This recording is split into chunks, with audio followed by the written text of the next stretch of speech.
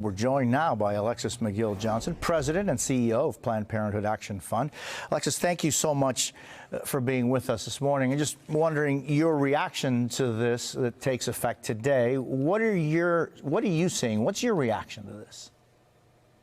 Well, thank you, Jose. Obviously, it's a devastating day for Iowans, right? We know that the impact of this ban, Iowa is now the 22nd state to ban access to abortion. We already know in the 21 states that have bans, 43% of women no longer have access to full access to abortion in their states. Many will have to travel out. They already are. And many will be forced into pregnancy.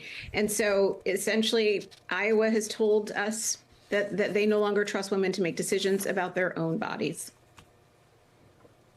Vice President Harris said Trump was to blame for the ban this morning, posting this video on X. Take a listen. I was proudly the person responsible for the ending of something that all legal scholars, both sides, wanted and, in fact, demanded be ended. Roe v. Wade. Alexis, where does the country stand on the issue of abortion generally, and what's your reaction to that ad? Well, it's accurate. The president should be taking credit. The former president should be taking credit for ending Roe v. Wade, since that was his intent, specifically with the 3 justices that were appointed to the Supreme Court. He bragged about it, in fact, while we watch him now in this campaign in a convention that barely mentioned abortion, if it did at all, try to walk back from his own efforts.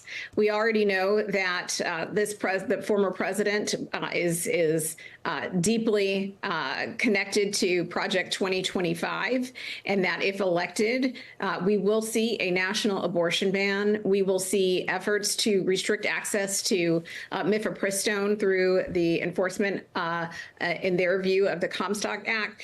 And so I think we need to continue to be incredibly alarmed. I was on the ground in Nevada over the weekend campaigning for Vice President Harris.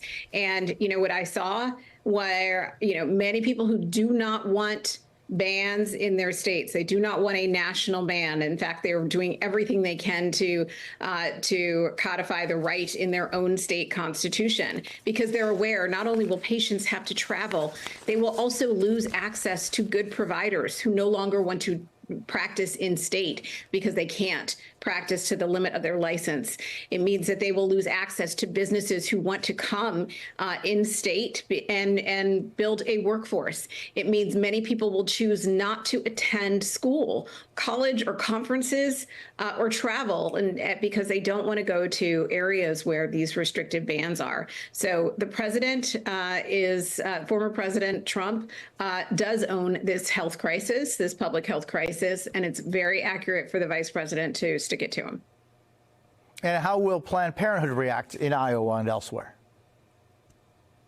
Well, as you heard, the Planned Parenthood affiliate in Iowa has been making plans. Obviously, we are 2 years post-Dobbs now, and they have been prepared for this moment, this eventuality, and they are ensuring that patients get access to the care that they need to the extent they can, and also recognize that they may not be able to support everyone, because this is exactly what the anti-abortion lawmakers wanted. They wanted to strip away our rights. They wanted to ensure that we could not have access because they simply do not trust us. Planned Parenthood Action Fund is going to fight like hell this season. We are going to ensure, as you have seen everywhere, that reproductive freedom has been on the ballot. We have won. And right now, reproductive freedom is on the ballot in all 50 states. And so we are going to be fighting for not only to elect Kamala Harris as the president of the United States, we are going to fight to give her a governing body so that we can ensure that reproductive freedom champions up and down the ballot will be there to engage in federal legislation come 2025. That's going to be our project 2025. Alexis McGill Johnson, thank you so much for your time. Always appreciate it.